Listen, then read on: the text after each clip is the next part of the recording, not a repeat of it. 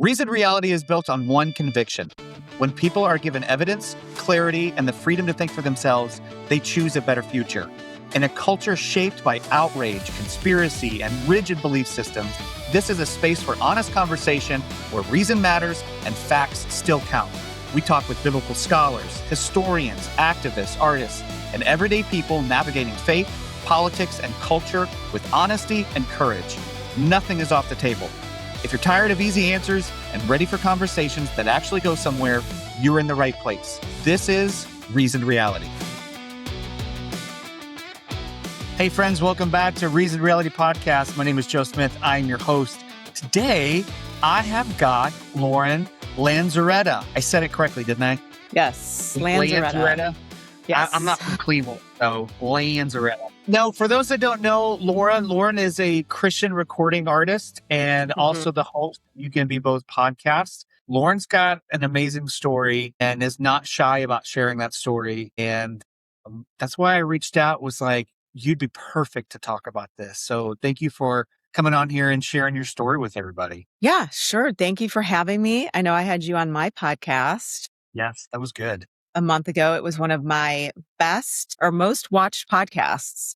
Wow. I mean, truly, people loved it. I mean, they were really moved by you and how you were just so vulnerable and apologetic and just willing to, oh my gosh, it was truly healing. So many people were so healed by it. So that is so nice. I love that so much. I'm not going to start crying because I could, but I could. I'm going to. You got me crying on that episode. Yeah. So dude, I couldn't help it. Just couldn't help it. It was a great episode. Talking about that type of stuff, just like I'm a blubbering mess. Like I can't help it.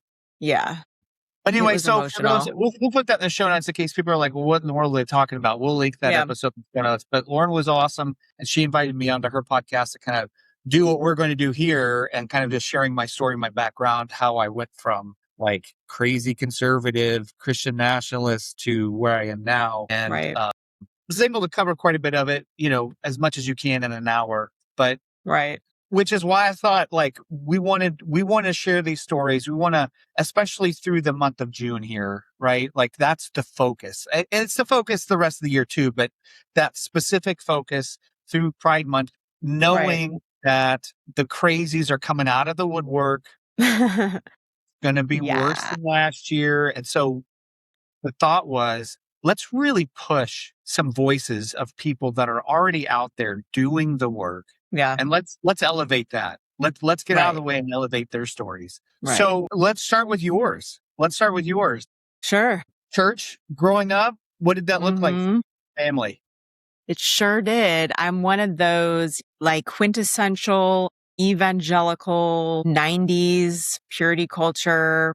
Parents were saved in the 80s, type of a kid. So I don't know if there was this, what do they call it? Revival. I think there was a revival in the 80s and a bunch of people from the 60s, that era got saved, and then we were their children. So we had a lot of fun. So yeah, I grew up, my parents were phenomenal, wonderful parents. My dad was a firefighter, my mom a housewife, and my mom got saved when she was pregnant with me. And so we grew up going to Bible studies and going to church and did the Alive concerts. I remember I went to Alive 95 in Ohio. And so just grew up in, youth groups and purity culture and Wednesday night church and Sunday church and all the things and missions trips. And I did that. I mean, I did church really until my early 20s. I mean, I was going to church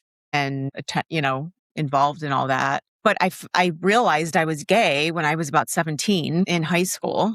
And I fell in love with this girl. And it was this crazy love that we just both fell in love. It was the most random, who knew? And since then, I mean, I've just I figured out I was gay at an early age, never wanted, I don't know how deep into all this you want to get, but I never really liked guys. It was kind of the heteronormative social behavior I was doing. Yeah. Yeah. So, but you're killing it in the purity culture stuff. You're dominant.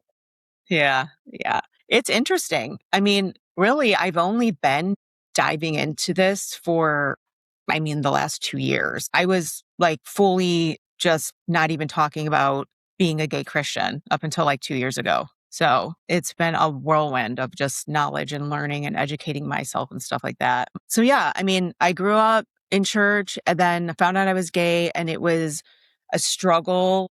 I didn't come out of the closet until I was 35. So in between that time, I was like in secret relationships. I was the good virgin girl who was saving myself for marriage. And all the guys thought I was like oh my gosh, who's going to marry Lauren because she's such a good Christian girl. You're like, And none of you.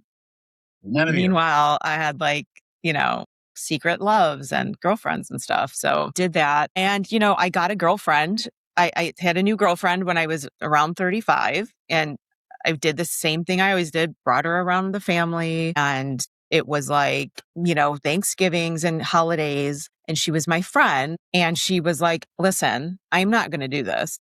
I know you've been doing this, but like, I'm not going to show up at your family's house and lie and tell them I'm your friend. So one day I was just like, okay, well, I guess I'm gonna have to tell them. And it was the most awkward, scary, weird, conversation of my life. I was like, my dad was, I was like, so and so is not just my friend, she's my girlfriend. And he's like, what do you mean? I'm like, we've been living together for we live together. I've never had a boyfriend, it's just we're together as a couple. And it just devastated my parents. They were like, this is really hard for us. And to this day, they love me. They are very, very loving and accepting of me as a person, except for that. It's like, let's just not talk about it type of thing. And they know, I have a girlfriend now, Taylor, and they love her. She's welcome to everything and stuff. But there's just with my parents are in their 70s, they're not changing their minds anytime soon. They watch these pastors that are very Jack Gibbs, I think. It's like, holy shit, people like that are very, evangelical, political. Hold on a second. So I don't think they're going to change their minds anytime soon, but they still love me, which it's tough because I'm not fully accepted. And I think that's what a lot of people go through with evangelical Christian parents. So that is rough. Yeah. That's very rough. I always try, when I sit with somebody like this and somebody's sharing their story, I always try to imagine myself in their shoes. That's just to kind of connect with the story itself. And so many times I've heard that, right? Yeah. There's always a little asterisk or much worse, right? Yeah. And I just can't fathom. Yeah. I really can't. And I don't mean that to try to, elicit a reaction from you or anything. It's Yeah. Just can't picture, as a parent, I can't picture that either. Right. It's like, come around, but don't, kiss your partner, right, or don't act like you guys are together, or, it is tough because it's not like my sister and brother, they can be open about their relationships, and it's a little bit more and not that I would kiss, I'm around my nephews, I'm not going to make out with my girlfriend or anything, but it's just the fact that it's looked at as this disease almost, let's not talk about this type of thing. It's not appropriate for the kids to know that. They don't understand it, which I get that, but it's so interesting because on Taylor's side, her family is very accepting, and her cousins and stuff, she has some cousins, little cousins, they don't raise their kids to care. So if you make it a thing, it's going to be a thing. It's not we hug and kiss in front of the kids, and they don't care. They just think Lauren and Taylor, they're just here and they don't care. Yeah. Not a thing. Here, if you're listening to this and you're wondering, how do I talk to my kids about this? Some parents have two daddies. Some parents have two mommies. Some parents have a mom and dad. Some parents have a dad. Some parents have a mom. Or there you go. Not parents, some kids. Yeah. Some kids. Yeah. Anyway, did I say some parents have? I think so. Yeah, that was supposed to be a really smart moment, but no, it didn't work. But yeah, it's super simple. It's literally just that. Yeah.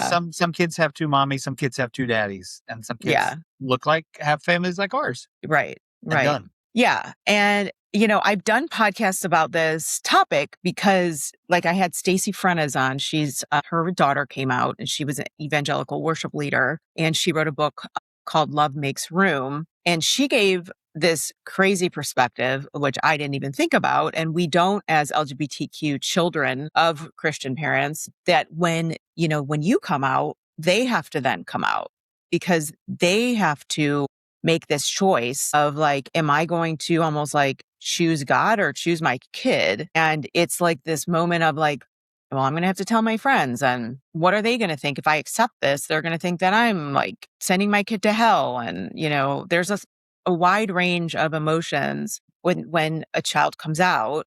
And I definitely sympathize with that. It's tough, because like Stacey lost her worship leading roles.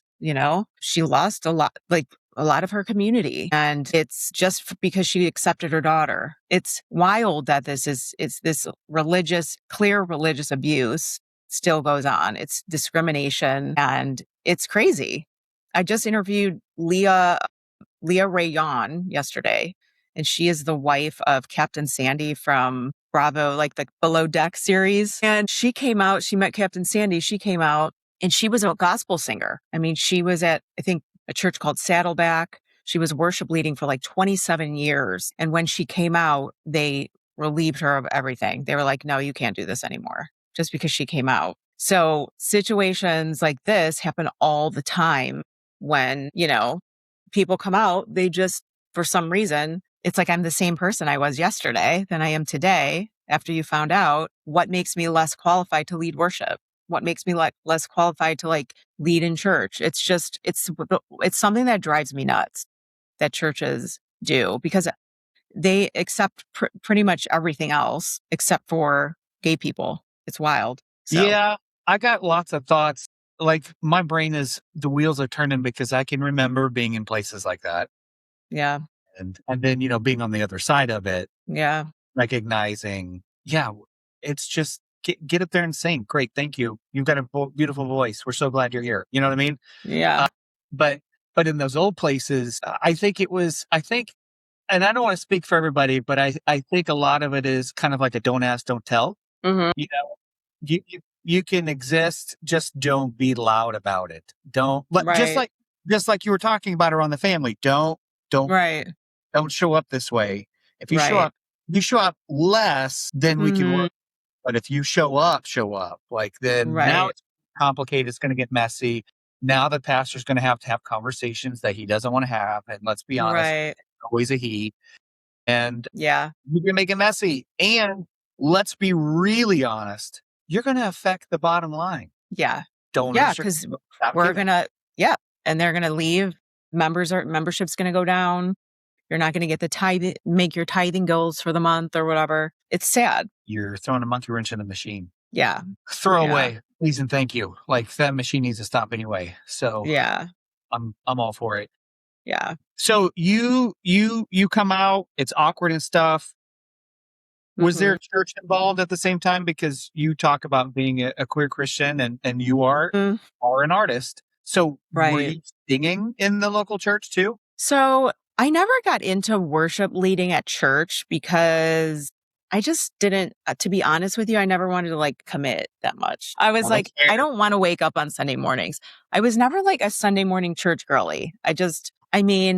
I went to like this church called 707 in Ohio, and it was like a Sunday night church, Okay. Yeah.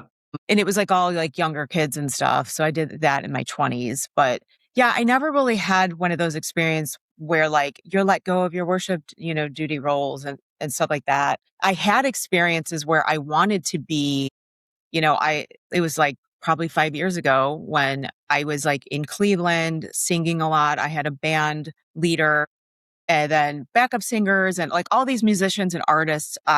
It was like a circle. We were all in different bands working together, doing shows. And at the time this new church was opening, it was called King's Church. And I had, I was like writing songs that were to God, right? I was like the only one out of the group who was like actually like singing gospel music, singing some sort of spiritual music. And the music director from that church was bringing all these people on to like lead to the worship team, and he asked everybody, pretty much everybody, like, hey, so-and-so, you can be the music director, you can be the drummer, you can be the background singers. We need all these people. But I really wanted to be involved. I was like, wow, this is so great. I would like hint, like, this is really great. I would love to do something like this. And after a while, I was like, well, we had a conversation about it. I'm like, well, is that like, why can't I do it?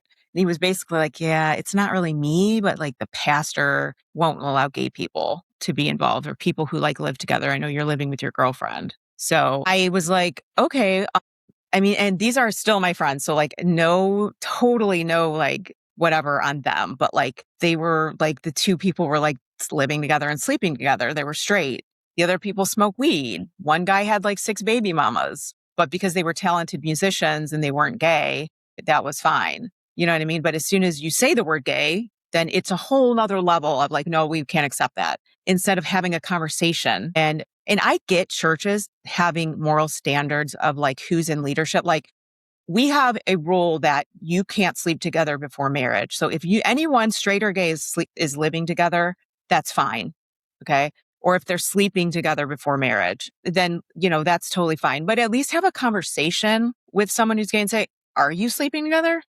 Are you, living with somebody? How's your heart? Like just have a conversation and see but don't like default to, well, you're gay, so you're out type of thing. So, so I've had those type of situations where it's like you're automatically excluded, but I was never like kicked out. But I've always written my own songs to God, and I've always felt in my heart that God has just given me a separate anointing outside the church because I never fit in to a church. I never fit in my voice, my beliefs, my like the bigness of my message. It just never really fit into like the church and how everything. So like I just was talking about this the other day. I did a podcast episode about it, how the church creates fakeness naturally. There is not one time, and I think a lot of people, depending on the church, walk into the church and they have to put a mask on. Like you got to talk the lingo. You have to like, look good outwardly.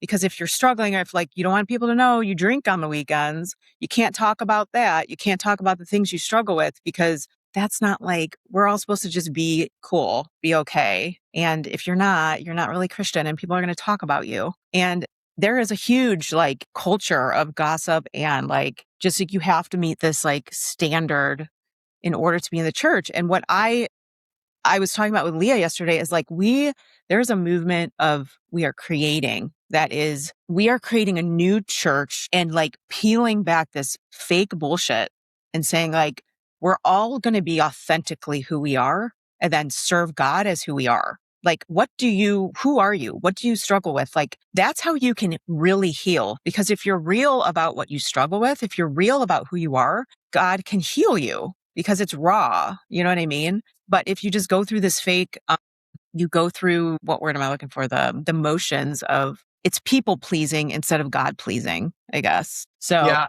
And I think, for those that are listening that aren't part of the church, I think as you were talking, it struck me. There were a couple things and here's why that's important. I think here's why that's important for everybody, regardless of what you believe or don't believe, whether you're in the church or not. Here's why what you just said is incredibly important. Because what we have now is a machine, right? That's hell bent on taking over, on domination, right? Yeah. Yeah. The only way that can happen is when you have people at the top that are leading from a very unhealthy, unhealed place, right? Now, they have not done any ego work. They've got this brash ego. They're posturing for all these people, right? Right. Behind all of that, there's a lot of people. There are. There are a lot of really repressed pastors and leaders and elders that are tearing the country apart.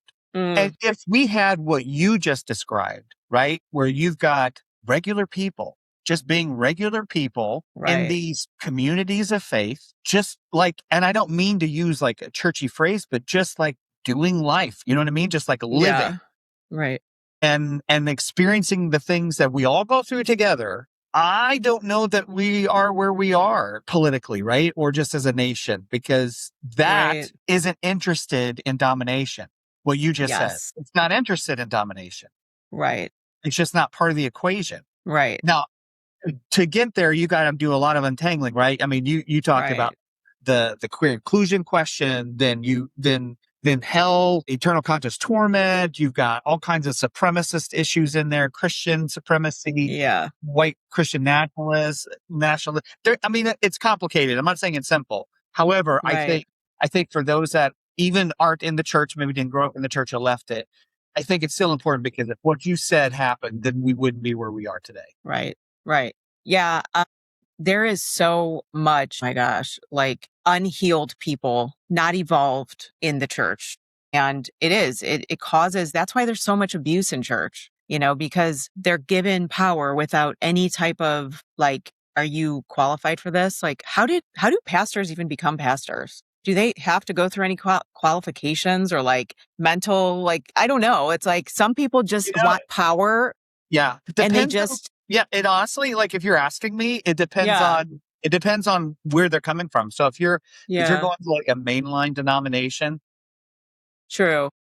you have to have, like, a certain amount of you have to have a certain level of, like, Education education and and stuff. all that, gotcha. But, like, a lot of the churches that we're talking about right now, which are, Like like, evangelical, yeah, evangelical yeah, national churches, it's whatever they decide. any old person could be like, "I'm a pastor, Yes, like, and then join my as church." long as that church then ordains you, then Mhm, legally you're set. right. So, yeah. Yeah. Dude, my internet. Yeah, I have long argued that I'm just waiting for somebody to write into law a bare minimum. Sorry, I got froze for a second. No, I was saying that I have been waiting for the longest time, and even I've talked about it several times, that I'm waiting for somebody to write into law, like create a bill, something that creates a bare minimum, a standard Mm, purchase across the nation, especially when it comes to things like, when we're talking about abuse or whatever. But like yeah, there should be a bare minimum of yeah, training or whatever they have to go through. right, right. That's how, like, the cult things, like, have you seen that cult on Netflix? God, What's his name? Isn't that crazy? it's all Oh nuts. my It's all gosh. well. So I want to ask you about your career though, okay. because there's a lot of people like just recently. If people pay attention to music at all, I just lost Mhm. the song that Avalon. That Yes. it just hit number Testify to one. love. Yes. That's what I love. Now, I love the story, and we'll put it in the show notes so people can go listen to it. I love the story. I love what they're doing. I still cannot listen to the song. Really. Yeah, because that whole like Avalon and that whole kind of like genre of like early CCM kind of music was Okay. right when I was in Christian college, and Okay. it's right back into that space. Triggers. And it's just like, Yeah. I love what you're doing. Keep it up. I love that the spotlight's on it. I love the story behind it. It's so good. And Yeah. I just won't listen to the song. But That's interesting. I'm yeah, actually in at 6 o'clock. I'm interviewing him, Michael, are you really? for Oh, you. You can be both. So I'm so excited to like, no kidding. have so many questions I want to ask. You know Yeah. what I mean? I And can't wait to listen to that one. yeah, Well, it'll be listen, interesting. let me know when it comes out and we'll link it so that people can Okay. listen to the story too, because it's a fantastic story. Yeah. However, this is one of those things. It's almost like when Flamey Grant a few years ago shot up the charts because Sean Foyt decided to kind of attack Flamey, and everybody kind of rallied around that song. It's a good day, and Okay. it shot through the charts and stuff. And so, it's almost still an anomaly. Like this is number one, and it was a big Mm, deal, kind of an anomaly.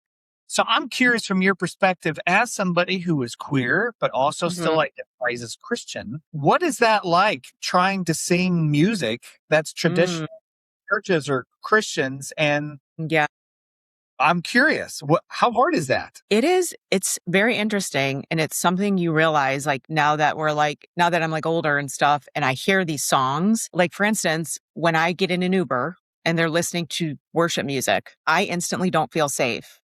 Truly. if it's like a man and he's listening to worship music, I 100% don't feel safe. It is very triggering to hear worship music. Because music gets into your core. I mean, especially when you're raised in that age, listening to these songs, then you realize you're gay and you're in this like place. And then you realize like everyone's against you in this culture and still are. And the songs become truly triggering. And I know that because I talk to people all the time and they say the same things, like they can't listen to the music. So for me, this song, I've been singing it every day, like in my house, like, because I feel safe in it. I feel like, okay, this song has been reclaimed. So I can truly, and we can sing it as a community together. And that has been very powerful for me and freeing for me. And for a lot of people, I see people post all the time, like our community is craving worshiping God, but we can't do it. We don't know how. We don't know where we fit. There's certain churches we just don't, it's like we want and I'm speaking for like specifically people who are raised evangelical, who have experienced those worship moments. And so we're craving that. That's why it kind of went so big because we're like, oh my gosh, I didn't know I needed this, So it's inspired me. Like, I want to do a worship album because the need is so great of just like songs that we can like, that could be ours, like that we could worship God to without feeling like icky about it, I guess. So No, that makes total sense. yeah. I do love that. Listen, I don't want to poo-poo on anybody's parade or whatever with that song. I love I do. I love the fact that yeah. things like that have been reclaimed and have new meaning. I Right. think, I've been a part of that where I've been in spaces where a few years ago, I went to something called the Post Evangelical Collective Conference. And Okay. it's a group called the Post Evangelical Collective. And they're trying to figure out what church looks like on the other side of all of what we're experiencing. And they're Right. great. They're awesome. I love them Yeah. so much. And at the conference, they did that. They specifically said, "Hey, we're going to sing these songs," and they changed a little bit here and there. Mm-hmm. It was one of those moments where, like you said, it was just like I didn't know I needed that, Yeah. and the song is different now. Yeah. The Yeah. songs that they sing are different now, Right. and it was really cool. I mean, Yeah. it healed something I didn't know was kind of still there. Yeah. I mean, even straight people are saying that, like all over the internet. Like, I didn't realize I needed this. It healed something within me that, so I think it's been great, having that for sure. So as far as you go though, Mm-hmm. have you found that it's like behind the scenes, like for those of us who are not in the music industry, Yeah. I have no clue.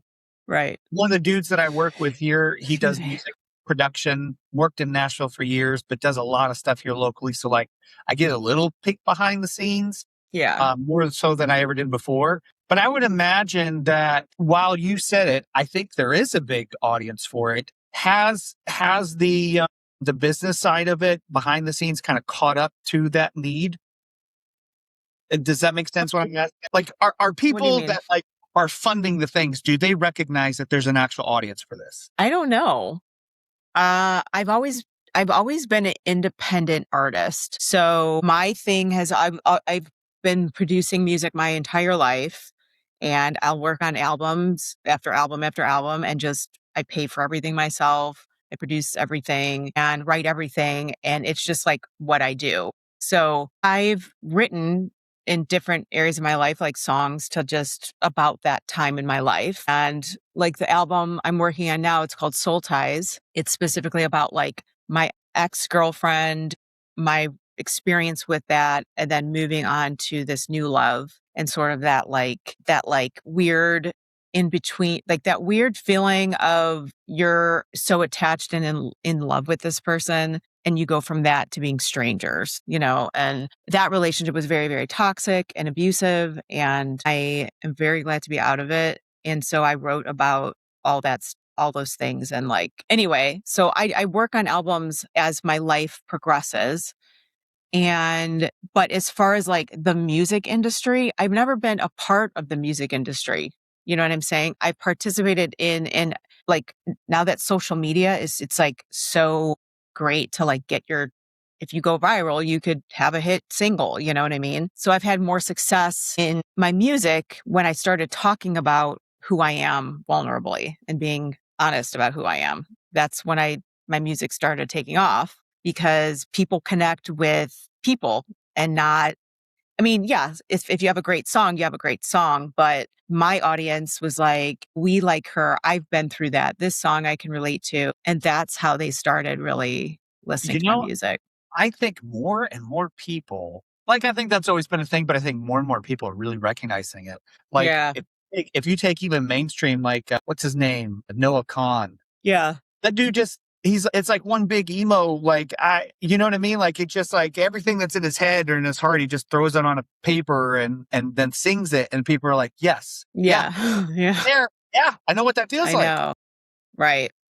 I think people really crave that. They do, especially with like, I feel the music industry and songwriting, and now it's very manufactured. So, you know what I mean? And it's fine because I mean, there's a lot of great songs out there and you can dance to them and everything. But I think that like the artists who really write, I appreciate, like, I'm not even writing to have a hit song. Like, Yeah. I've recently started working with like this producer from Nashville who has the formula. And it's been very interesting working with him. Like, oh, okay, that's how they do it. Like, just kind of like creating a riff that it gets stuck in your head and, all these like tricks that producers do and stuff.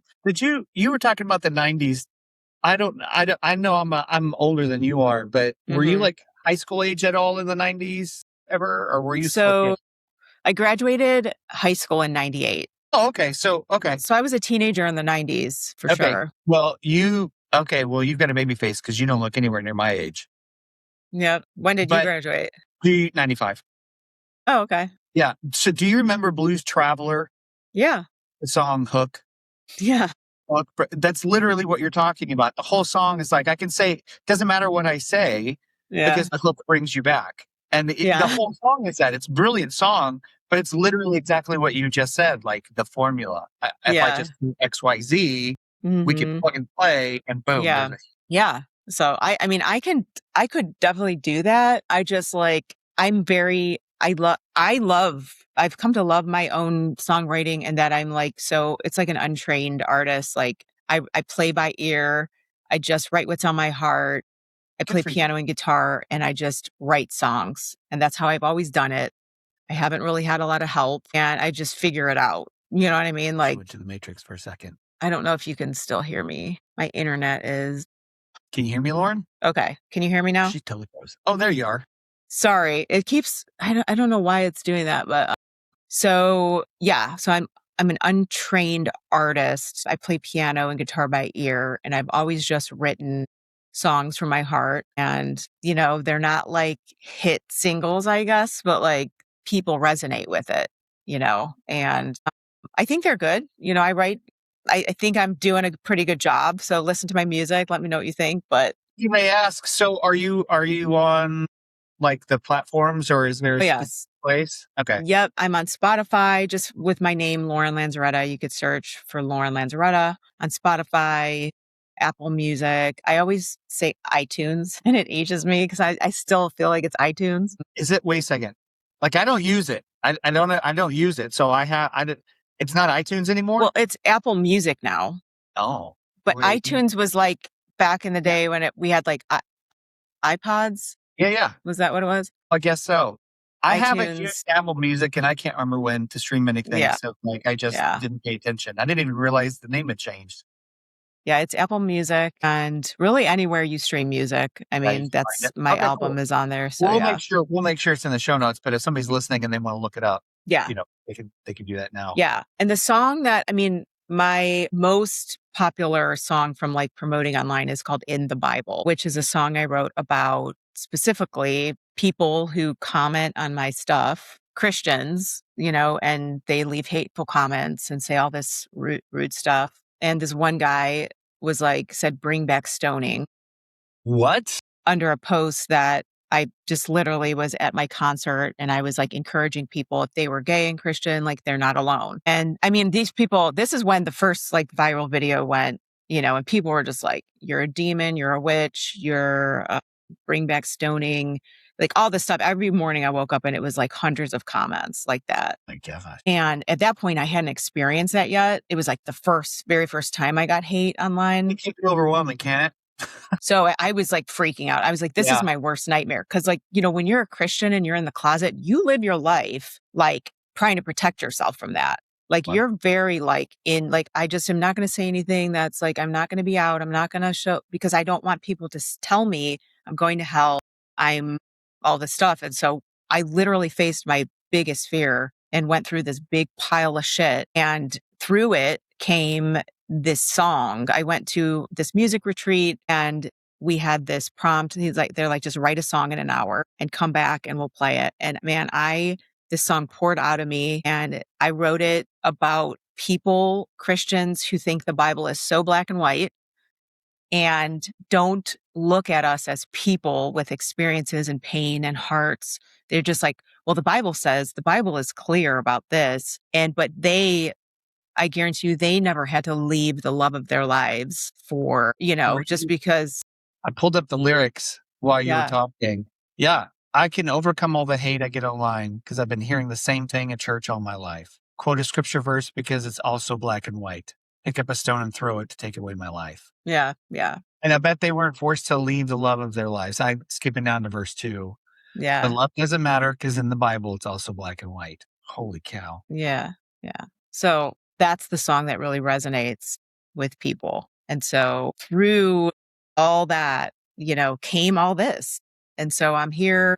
I started this podcast, You Can Be Both. And I mean, it's been amazing meeting people like you, like, just like learning more and growing more and evolving and deconstructing. And I mean, it's been so powerful. And I never thought the amount of people who reach out to me and they're like, thank you so much for your platform, because you'd have no idea how much this has given me a little bit of relief, given me a little bit of hope. Like it has like changed my life and all this stuff. So I just feel so grateful that God has given me the courage and the path to take on this responsibility and like take the shit and protect people and defend people.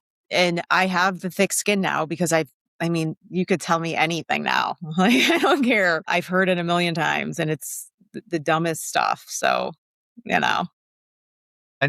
My response usually is like, well, I've been called worse by better. Yeah, exactly. Okay. So it's interesting, but that's awesome. Well, I'm looking at it and I've heard you do this song because then I went down and then I could see like the YouTube and I was like, oh, I remember that video. Yeah. Yeah, I remember the video. Yeah. And you said you wrote this in an hour. I did. Yep. Did it take the full hour? Because it looks like it took the full hour pretty much. And then I shared it with a group and then I ended up, and I was working with a producer to produce it. And I ended up having the idea to add the choir at the end, the choir part, which is like the best part now of the song. So that idea came later. So it all kind of like evolved. Yeah.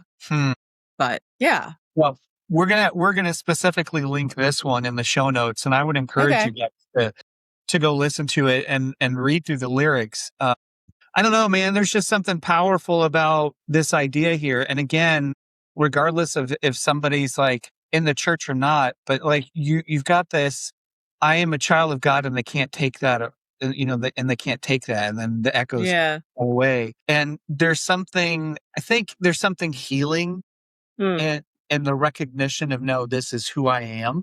And whatever that is, right? This is who I am. And nobody can change that. Yeah. Right. Nobody can take that away.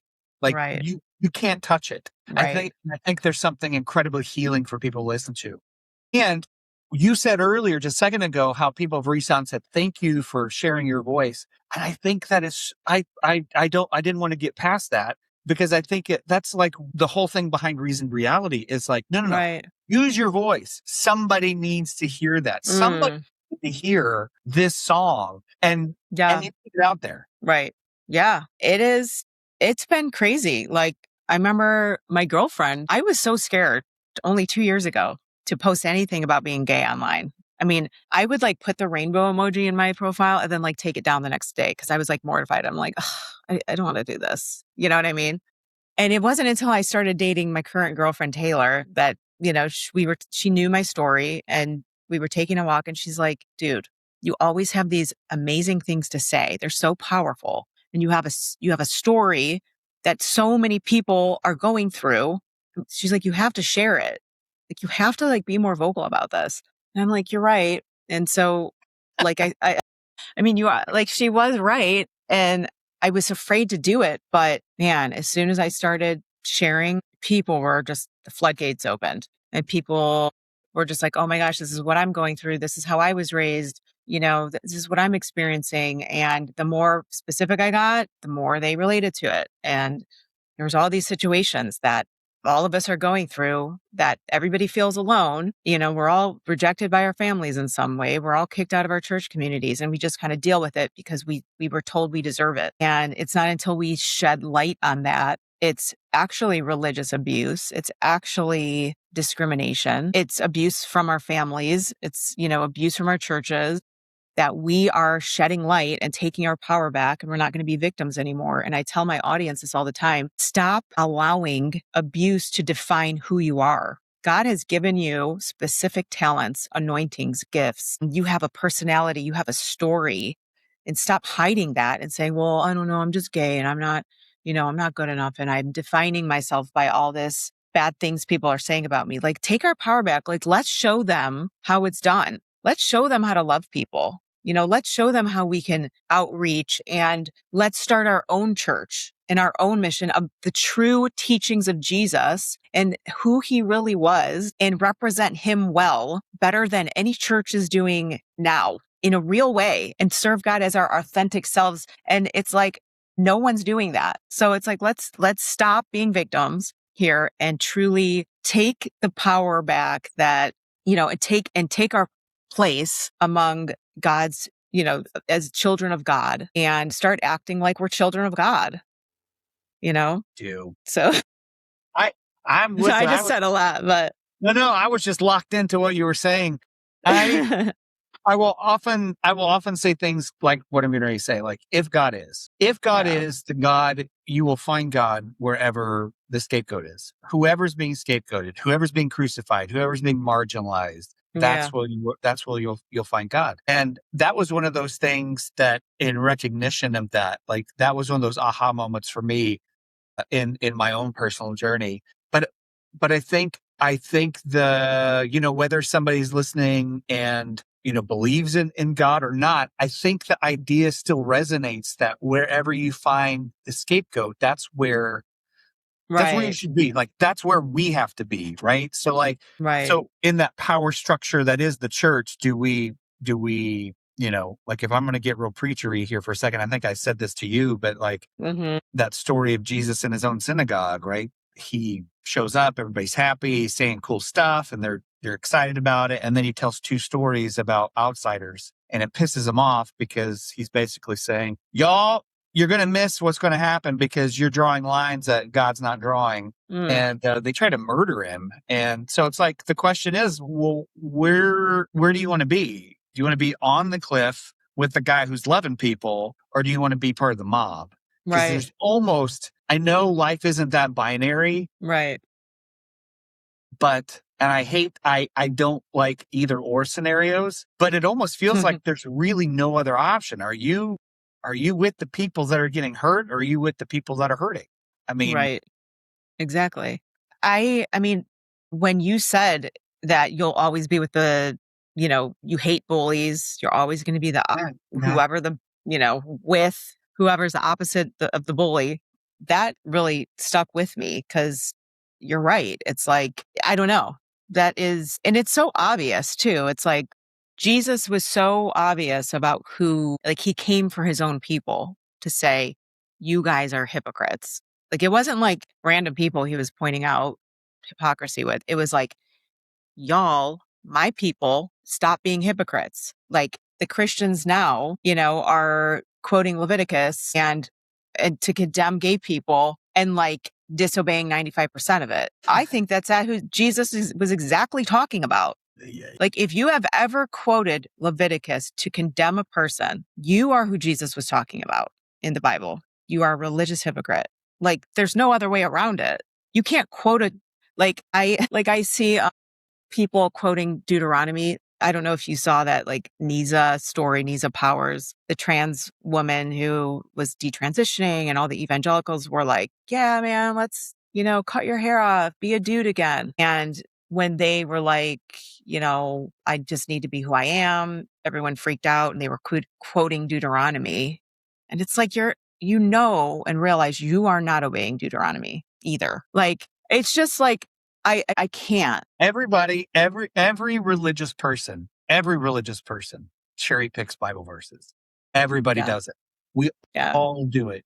But what I tell people is some people really suck at it. Yeah. Right. You pick the worst ones. Pick the worst ones. And I cherry pick. We all do. You have to. Because the Bible's not univocal. It says so many different things. Like, there's no one thought on anything. That's true. So you're going to cherry pick. So what I'm going to do is I'm going to cherry pick the verses that are loving, that are most Christ-like. I don't care about biblical, biblical worldview or biblical. I don't really care about that. Like, is it Christ-like? Does it look like Jesus? If it looks like Jesus, then I'm down with it. If it doesn't, then yeah, I agree. I think I guess it depends what your intention is. Like, I'm not going on someone's page and quoting a Bible verse to condemn them. I'm just not doing that. And yet you're the one who would be accused of shoving things down other people's throats. Right. Even though they're coming onto your stuff. Yeah. Yeah, for sure. So yeah, it is interesting because we all cherry pick, I guess, to fit our narrative, but I don't know. It's I guess when you're trying to uplift people, it's different than when you're trying to condemn people. Yes. And I think it's, I would say that the idea of cherry picking, maybe not so much your narrative, but cherry picking for love. You know what I mean? Because if you look at if you look at the life of Jesus, right, he lived a certain way. People can argue about the divinity and all that stuff that came later. 100%. I think that's fair game. But if you look at the way that Jesus lived his life, it is radically different than the people that you're seeing being platformed as Christians in the United States, right? Like these right-wing lunatics, these white nationalists. Mm-hmm. Their life, the way that the things that they're saying and the way that they live are completely opposite of the humble, homeless, Middle Eastern Jewish preacher. Right.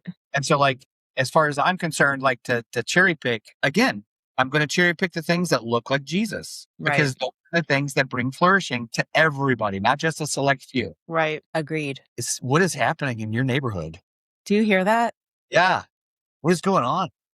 We live right by a police station and there's always sirens around. What time is it? There's always traffic. I don't know. The hostage negotiation happening now. Yeah. I don't know what's going on, but like a whole troop of people just bounced all at once. Yeah. You guys, does that happen all night too? No, sometimes. I mean, they were searching for something. And there was 20 cop cars. We're kind of well, I'm not going to say where we live, but we're in an area. We're in an area that tends to happen, a lot. Oh. Just because of where we are. This has nothing to do with anything. But do you just tune it out? Is it just background noise now? Yeah, pretty much. Yeah. I filmed the podcast here and sometimes I'm like, because it's whatever. Yeah. Yeah. I grew up as a kid. We lived in a house and across the street was a train. And when we first moved there, it was you could hear it all the time. And then after a while, it was just you just didn't hear it at all. I was just curious if it was kind of the same. Yeah. Becomes background noise. Yeah. Yeah. Well, let me ask you this. So, what's next for Lauren? What you got a project now working on that you want people to know about? Well, I just filmed my 30th podcast episode. So doing great with the podcast. We are releasing this week a You Can Be Both community app. So really? Yes. So it should be out in the next few days. It is every guest I've had, have said when I ask what their message for my audience is, it's find community. And so this app is going to be a safe space for LGBTQ people of faith to just meet, chat. Like, we're going to do Zoom calls with special guests. Would love to have you on it sometime, but where I could like meet my audience face to face, and we can do like Q&A and like actually meet each other and just have a safe space to really meet friends. You know what I mean? And Such a good idea. Yeah. So I've been working on that. In my album Soul Ties, I'm hoping to finish here. I'm like in the final stages. It should be released by like fall time. And just a lot of things coming down. Like, I would love to do live events for You Can Be Both. I would love to go on tour for You Can Be Both, do eventual conferences. Who knows? So yeah, I mean, the possibilities are truly endless, and I'm just excited to continue to help people feel less alone and form more of a community. I So love that idea so much. That's such a great idea. I don't know who came up with it. If it was yours, well done. That's a great idea. thanks. Yeah. Yeah. No, I mean, I've seen other people do it. I'm like, this is what we need Yeah. for our And community. it's needed across the board where Yeah. it is not only I think we're more isolated, and I think it's by design. We're more Mhm. isolated. People are working more, they're side hustling more. But even before all of that, it's just really hard to make friends as an adult. I know. It It's is. just really difficult. Like, you have work friends, and every now and then you like really connect with somebody that you work with, right? Which is always awesome. But otherwise, they're just like your work friends, and then you go home and nothing, right? Yeah. But it's Yeah. really hard to make friends as an adult. So that's a It great. is. Yeah, it is. So I'm excited about that and just So doing my that's going to be thing. out. You said that's going to be out here pretty quick. You Yes. think? Okay. I just need to like literally send an email out and get a few kinks worked out. Mm, But I'm so busy. I've just been like putting it off because I'm like, oh my gosh, I need to like set the time aside to do this. But yeah. yeah, like in the next day or two, Oh, we that's have all. our first launch meeting next Wednesday for Pride. So our very first community app launch call will be a Pride kickoff, launch, app kickoff. So, Awesome. yeah. That's So it'll be fantastic. fun. Yeah, Awesome. Well, Lauren, I appreciate your time. I know that you've got a lot of stuff, and you've got a podcast episode here coming up that you're going to be recording pretty quick, and all I this stuff. do. So I do. thank you so much for taking time out of all of those things that you do to come on here and share your story, Yeah. your perspective, and all the Well, things. Of thanks for having me. Thanks for thinking of me and course, however I can of support course. you. And yeah, I mean, and anybody who is watching, if you are LGBTQ, raised in a religion, we're not just Christian. We support anyone like Muslims, Jews, Buddhists, anybody who has experienced anything like that. We have follow me on Instagram at You Can Be Both at Lanzaretta, and I have the information about the community app if you'd like to join. And all my stuff, what music, all that stuff is on social media too. So Yeah, and we'll make sure that all of those are in the show notes so that they can just click the links for that type of stuff. perfect. So, yeah, absolutely. Perfect. Cool. Well, friends, thanks for following along. I hope that this conversation was as good for you as it was for me. I think there's a ton of stuff in here, so I'm excited for you all to listen to this. Wherever you find yourself today, I hope that you are having the exact day that you need. Don't forget, friends, you might be the only voice of reason that somebody hears today, so don't be afraid to use it. All right, everybody, till next time.